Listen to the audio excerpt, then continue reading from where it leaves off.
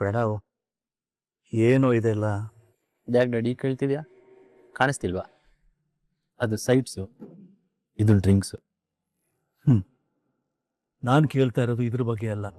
ಮತ್ತೆ ಯಾವ್ದ್ರ ಬಗ್ಗೆ ಡ್ಯಾಡ್? ಅಲ್ವೋ, ನಿಮ್ಮಮ್ಮ ಮಾಡೋಕೆ ಹೊರಟಿರೋದು ನಿನಗೆ ಸರಿ ಅನ್ನಿಸ್ತಾ ಇದೆಯಾ? ಯಜಮಾನ ಯಜಮಾನ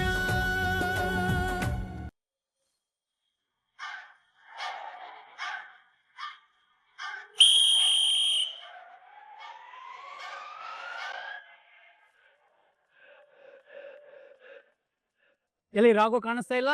ಅವನ್ ಮನೇಲಿ ಇಲ್ಲ ಬಾವ. ಹೌದಾ, ಸರಿ ಬಿಡಿ. ಮುಖ್ಯವಾಗಿರ್ಬೇಕಾದವ್ರು ಇದಾರಲ್ಲ, ಅಷ್ಟೇ ಸಾಕು. ಕಾಂಪಿಟೇಟರ್ಸ್ ನೆಕ್ಸ್ಟ್ ಟಾಸ್ಕ್ಗೆ ರೆಡಿನಾ? ಓ, ನಾನ್ ಯಾವಾಗ್ಲೂ ರೆಡಿ. ನಾನು ರೆಡಿ ದೊಡ್ಡ ಮಾವ. ಟಾಸ್ಕ್ ಏನು ಅಂತ ಮೊದ್ಲೇ ಬೇಕಿತ್ತು ತಾನೆ. ಈಗ ಸಡನ್ ಆಗಿ ಬಂದು ಹೇಳ್ತಿದ್ದೀರಲ್ಲ. ಅದು ಇವಾಗ ಕೊಡೋ ಟಾಸ್ಕ್ ತುಂಬಾ ಸರಳ ಮತ್ತು ಸುಂದರವಾದ್ದು. ನೀನಾ ನಾನಾ ಅಂತ ಪಂದ್ಯಕ್ ನಿಂತ ಮೇಲೆ ಎಲ್ಲ ರೆಡಿ ಇರ್ಬೇಕು. ನೀನ್ ಹೇಳೋದು ಕರೆಕ್ಟ್. ಅನಿತಾ ಏನ್ ಕಡಿಮೆನಾ? ಅವಳು ಪ್ರತಿಯೊಂದಕ್ಕೂ ಎವರ್ ರೆಡಿ ಅಲ್ವೇನಮ್ಮ? ಅದನ್ನೆಲ್ಲ ಹೇಳ್ಕೊಂಡು ಬಡಾಯ್ ಕೊಚ್ಕೊಳಕ್ ನಂಗೆ ಇಷ್ಟ ಇಲ್ಲ ದೊಡ್ಡ ಮಾವ. ನನಗೇನಿದ್ರು ಗೆದ್ದು ತೋರ್ಸೆ ಅಭ್ಯಾಸ. ಹೌದಮ್ಮ, ನೀನೇನು ಅನ್ನೋದನ್ನ ಆಗ್ಲೇ ನಾವೆಲ್ರೂ ನೋಡಿದೀವಲ್ಲ. ಕೊಟ್ಟು 3 ಟಾಸ್ಕ್ ಗೆದ್ದು ನಮ್ಮೆಲ್ರೂ ಮನ್ಸು ಗೆದ್ಬಿಟ್ಟಿದ್ಯಾ. ನೋಡಿ, ಇಲ್ಲಿವರೆಗೂ ನಾನು ನಿಮಗೆ ನಿಮ್ಮ ಬುದ್ಧಿಶಕ್ತಿ, ಸಮಯ ಪ್ರಜ್ಞೆ, ದೇಹ ಶಕ್ತಿಯನ್ನು ಪರೀಕ್ಷೆ ಮಾಡುವಂತ ಟಾಸ್ಕ್ ಅನ್ನೇ ಕೊಟ್ಟಿದ್ದೆ. ಆದ್ರೆ ಇವತ್ತು ನಿಮ್ಮ ಸಂಸ್ಕಾರ, ಅಂತಃಕರಣ, ಮಮತೆ, ವಾತ್ಸಲ್ಯವನ್ನ ಪರೀಕ್ಷೆ ಮಾಡುವಂತ ಟಾಸ್ಕ್ ಅನ್ನೇ ಕೊಡ್ತಾ ಇದ್ದೀನಿ.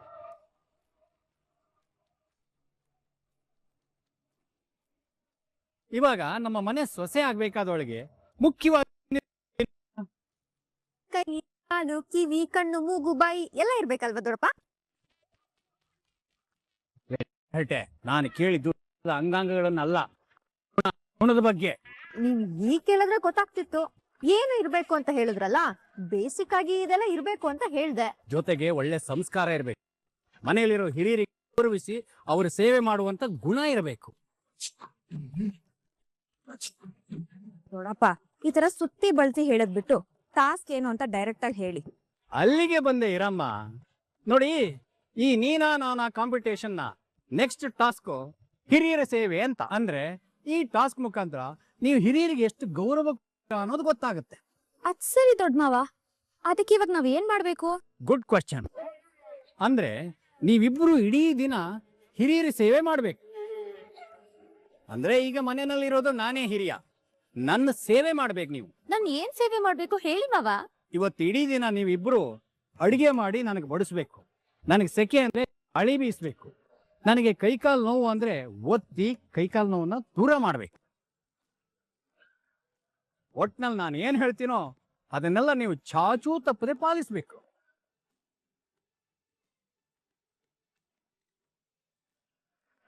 ಈ ಟಾಸ್ಕ್ ಅಲ್ಲಿ ಕೆಲಸ ಕೊಡೋನು ನಾನೇ, ಜಡ್ಜ್ಮೆಂಟ್ ಕೊಡೋನು ನಾನೇ, ಬೇರೆ ಯಾರು ತಲೆ ಹಾಕೋಂಗಿಲ್ಲ.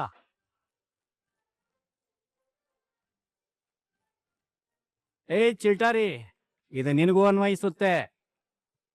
ಇವಾಗ ನಿಮ್ಮಿಬ್ರಿಗೂ ಟಾಸ್ಕ್ ಏನು ಅಂತ ಅರ್ಥ ಆಯ್ತಲ್ಲ? ವಾವ್, ಇದೊಂಥರ ಡಿಫ್ರೆಂಟ್ ಅಂಡ್ ಇಂಟ್ರೆಸ್ಟಿಂಗ್ ಆಗಿದೆ ಮಾವ. ನಾನಂತೂ ರೆಡಿ. ಏನು, ನೀನು ರೆಡಿನಾ?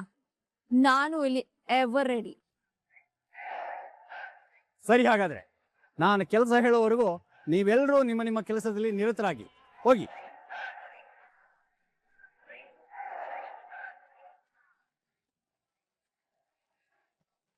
ನೋಡಿದೀನಿ ಹೆಂಗೆ ನಾನು. ಎಲ್ಲ ಕರ್ಮ. ಅಯ್ಯೋ, ಇಬ್ಬರ ಕೈಯಲ್ಲಿ ಸೇವೆ ಮಾಡಿಸ್ಕೊಳ್ಳುತ್ತ ಭಾಗ್ಯ ಯಾರಿಗುಂಟು ಯಾರಿಗಿಲ್ಲ. ಅಯ್ಯೋ, ಹೆಂಗಿರುತ್ತ ಏನೋ.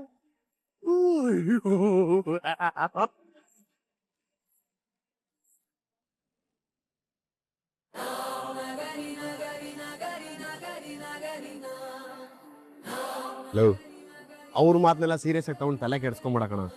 ಲೋ ತರುಣ, ಅವ್ರ ಮಾತು ಯಾವತ್ತೂ ಸುಳ್ಳಾಗಿಲ್ಲ ಅಂತ ನಾನು ತುಂಬಾ ಜನ ಹೇಳೋದನ್ನ ಕೇಳಿದೀನಿ. ಸೈಂಟಿಫಿಕ್ ಆಗಿ ರಿಸರ್ಚ್ ಮಾಡೋರೆ 100% ಗ್ಯಾರಂಟಿ ಕೊಡೋಕ್ಕಾಗಲ್ಲ ಅಂತಾರೆ. ಅಂಥದ್ರಲ್ಲಿ ಇವ್ರು 100% ಕೊಡ್ತಾರೆ ಅಂತ ನೀನು ಹೇಗೋ ನಂಬ್ತೀಯ? ಓಕೆ, ಅವ್ರು ಹೇಳಿರೋದ್ರಲ್ಲಿ 90% ನಿಜ ಆಗಿರ್ಬೋದು. ಇನ್ನು ಮಿಕ್ಕಿದ 10%ರಲ್ಲಿ ನೀವಿಬ್ರು ಬರ್ತೀರಾ. ಅಂದ್ರೆ ಏನ್ ಹೇಳಕ್ ಕೊಟ್ಟಿದ್ಯಾ? ಈ ವಿಷಯದಲ್ಲಿ ನೀನು ಏನು ಮಾಡ್ತೀಯ ನನಗೆ ಗೊತ್ತಿಲ್ಲ.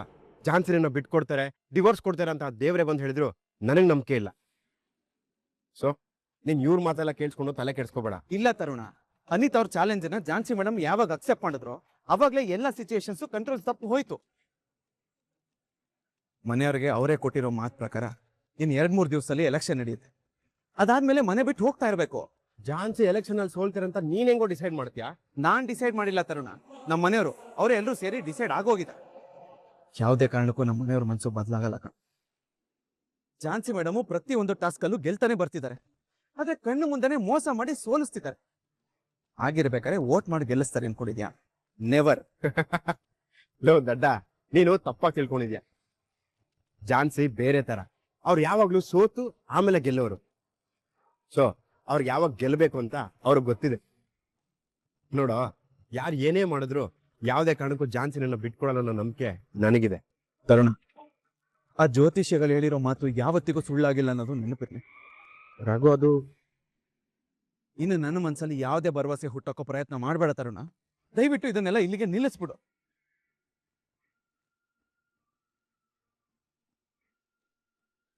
ಯಾಕೆಂದ್ರೆ ಝಾನ್ಸಿ ಮೇಡಮ್ ನನ್ ಬಿಟ್ಟು ಹೋಗೋದು ಗ್ಯಾರಂಟಿ ಕಣೋ. ಹಾಗಂತ ಈ ಕ್ಷಣ ಎಲ್ಲ ಅವ್ರ ಹತ್ರ ಡಿಸ್ಕಸ್ ಏನ್ ಮಾಡಕ್ ಹೋಗಲ್ಲ. ಯಾಕೆಂದ್ರೆ ಅವ್ರಿಗೆ ಮನೇಲಿರೋವರೆಗೂ ಸಂತೋಷವಾಗಿರ್ಲಿ, ನನಗಷ್ಟೇ ಸಾಕು.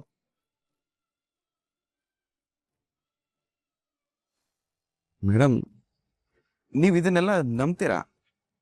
ನೀನ್ ಕೆಲವೊಂದು ವಿಷಯ ನಂಬ್ತೀಯ ಅಂದ್ಮೇಲೆ ಅವ್ರಿಗೂ ಕೆಲವೊಂದು ವಿಷಯದಲ್ಲಿ ನಂಬಿಕೆ ಇರುತ್ತೆ. ಅಂದ್ಮೇಲೆ ಆ ನಂಬಿಕೆನೂ ಪರೀಕ್ಷೆ ಆಗ್ಲಿ ಬಿಡು.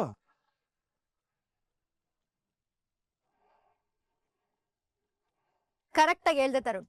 ಈಗ ಅದಕ್ಕೆ ಹೇಳೋದನ್ನ ಮಾಡೋದ್ರಿಂದ ತೊಂದ್ರೆ ಏನು? ಟ್ರೈ ಮಾಡೋಣ ಬಿಡು. ಸರಿ, ಏನೋ ಮಾಡಿ. ಸಂಗೀತ, ಹೋಗ್ ಪೆನ್ನು ಪೇಪರ್ ತಗೊಂಡ್ ಬಾ. ಸರಿ ಅತ್ಗೆ.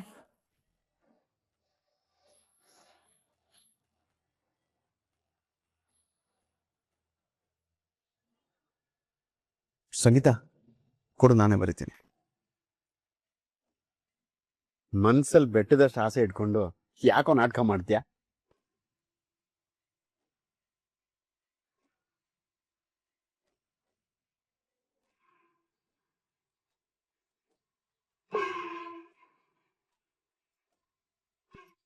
ಸಂಗೀತ, ನೀನೇ ಒಂದು ಚೀಟಿ ತೆಗಿ.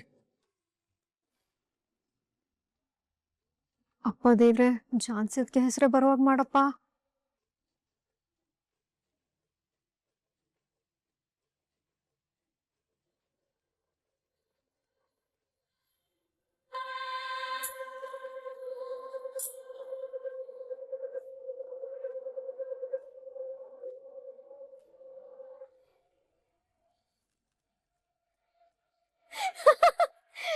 ಝಾನ್ಸಿದ್ಕೆ ಹೆಸರು ಬಂದಿದೆ. ಅದಕ್ಕೆ ನೀವೇ ಈ ಮನೆ ಸೊಸೆ. ನೋಡ್ತಾ ರಘು, ನಾನು ಹೇಳಿಲ್ವಾ ದೇವ್ರು ನನ್ ಕೈ ಬಿಡಲ್ಲ, ನಾನೇ ಗೆಲ್ಲೋದು ಅಂತ. ಇವಾಗ್ಲು ಇನ್ನು ನಾನೇ ಗೆಲ್ಲೋದು ಅಂತ ಬಂತು ತಾನೆ. ಡೋಂಟ್ ವರಿ ಯಜಮಾನ್ರೆ, ಪ್ರತಿಯೊಬ್ರು ನನಗೆ ಓಟ್ ಹಾಕೋದು, ನಾನೇ ಗೆಲ್ಲೋದು. ನೀನು ಚಿಂತೆ ಬಿಟ್ಟು ನಿಶ್ಚಿಂತೆಯಿಂದ ಇರು. ಇದಕ್ಕೇನು ಹೇಳ್ತೀಯಪ್ಪ? ಆ ಜ್ಯೋತಿಷ್ಯ ಮಾತನ್ನ ಬಿಟ್ಟು ಝಾನ್ಸಿ ಮೇಡಮ್ ಮಾತನ್ನ ನಂಬೋ. ಆ ದೇವ್ರು ಕೂಡ ಝಾನ್ಸಿನೇ ಗೆಲ್ಲೋದು ಅಂತ ಸೂಚನೆ ಕೊಟ್ಟಾಯ್ತಲ್ಲ. ಅವ್ರ ಹೆಸರೇ ಬರುತ್ತೆ ಅಂತ ನನಗೆ ಮೊದಲೇ ಗೊತ್ತಿತ್ತು ಕಣ. ಅದೇಗೋ ಗೊತ್ತಿತ್ತು? ಯಾಕೆಂದ್ರೆ 2 ಚೀಟಿಲೂ ಝಾನ್ಸಿ ಮೇಡಮ್ ಹೆಸರೇ ಬರ್ತಿದೆ.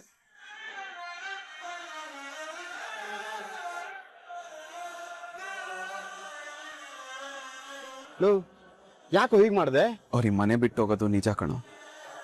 ಅವ್ರಿಗೆ ಮನೇಲಿ ಇರೋ ತನಕ ಅವ್ರ ಮನ್ಸಿಗೆ ನೋವಾಗಬಾರ್ದು, ಅವ್ರು ಖುಷಿಯಾಗಿರ್ಬೇಕು. ಅದಕ್ಕೆ ಹೀಗೆ ಮಾಡಿದೆ.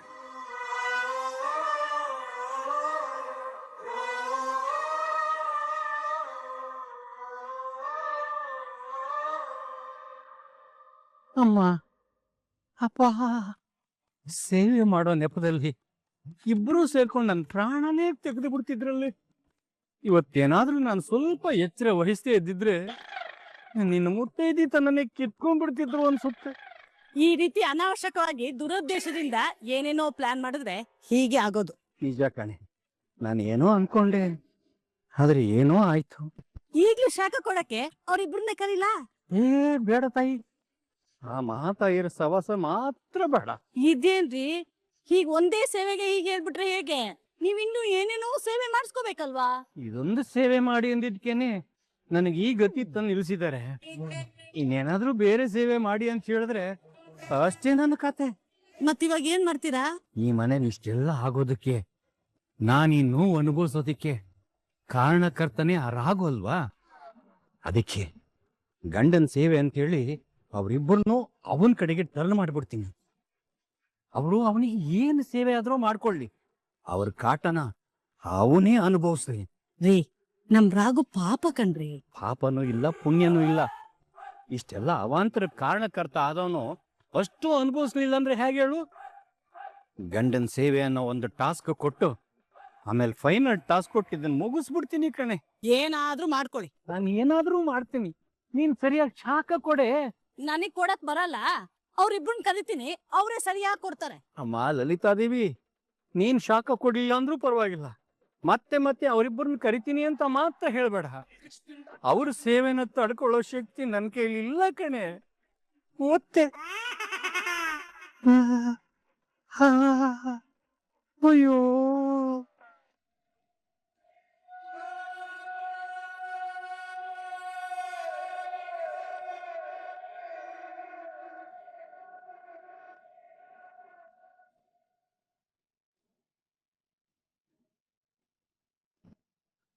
ಪ್ರಣವ್, ಏನೋ ಇದೆಲ್ಲ? ಯಾಕೆ ಡ್ಯಾಡಿ ಕೇಳ್ತಿದ್ಯಾ? ಕಾಣಿಸ್ತಿಲ್ವಾ? ಅದು ಸೈಟ್ಸು, ಇದು ಡ್ರಿಂಕ್ಸು. ನಾನು ಕೇಳ್ತಾ ಇರೋದು ಇದ್ರ ಬಗ್ಗೆ ಅಲ್ಲ. ಮತ್ತೆ ಯಾವ್ದ್ರ ಬಗ್ಗೆ ಡ್ಯಾಡ್? ಅಲ್ವೋ, ನಿಮ್ಮಮ್ಮ ಮಾಡೋಕೆ ಹೊರಟಿರೋದು ನಿನಗೆ ಸರಿ ಅನ್ನಿಸ್ತಾ ಇದೆಯಾ? ಪಾಪ ಕಣವರು, ನಮ್ಮನ್ನ ನಂಬಿದ್ದಾರೆ. ಸ್ವಂತ ತಂದೆನೇ ನಂಬಿಸಿ ಕತ್ತು ಕುಯ್ಯೋದು ಎಷ್ಟರ ಮಟ್ಟಿಗೆ ಸರಿ? ಡ್ಯಾಡ್, ಮಾಮ್ ಮಾಡಕ್ ಕೊಟ್ಟಿರೋದು 100% ಕರೆಕ್ಟಾಗೇ ಇದೆ. ನಾವು ಜೀವನದಲ್ಲಿ ಬೆಳಿಬೇಕು ಅಂದ್ರೆ ನಮ್ಮವರು ತಮ್ಮವರು ಅನ್ನೋ ಸೆಂಟಿಮೆಂಟ್ನೆಲ್ಲ ಬಿಡಬೇಕು. ನಮ್ಗೇನೋ ಕಮ್ಮಿ ಆಗಿದೆ, ನಾವು ಚೆನ್ನಾಗಿ ಬದುಕ್ತಾ ಇದೀವಲ್ಲ.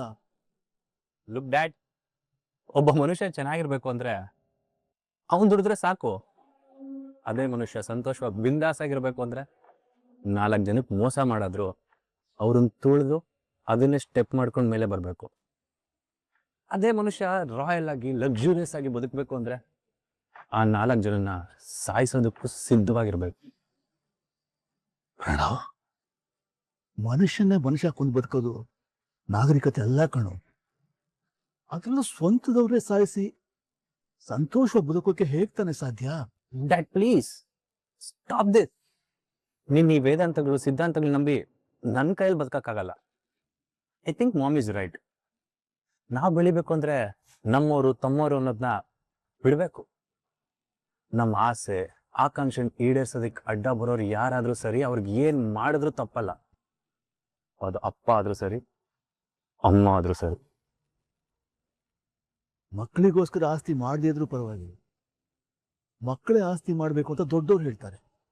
ಆದ್ರೆ ಇಲ್ಲಿ ಅಮ್ಮನೇ ಇವನನ್ನ ತಪ್ಪು ದಾರಿಯಲ್ಲಿ ಕರ್ಕೊಂಡು ಹೋಗ್ತಾ ಇದ್ದಾಳೆ.